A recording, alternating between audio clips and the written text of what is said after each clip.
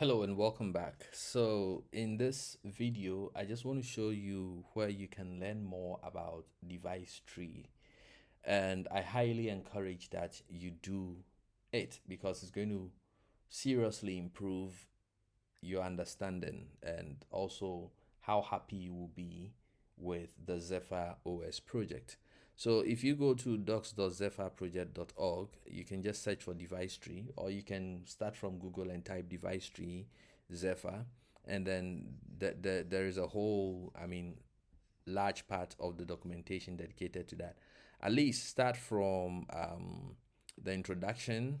You go to scope and purpose, and from scope and purpose, syntax and structure, and I try to complete everything that has been written on this page. It's really going to help your understanding, and it's going to make you a master of the Zephyr project, because there is absolutely nothing you can do. You cannot swerve using the device trees. That's a big statement to make, because I have seen ways by which you can interact with hardware. At least if you choose to do bare metal in Zephyr, then you can skip these device trees, because at that point you just define register addresses and then be manipulating bits in them.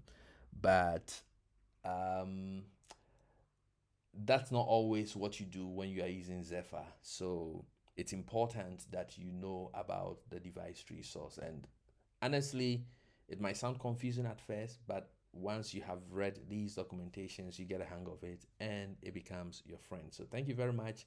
Use this resource to understand a lot more than I have explained in the previous two videos.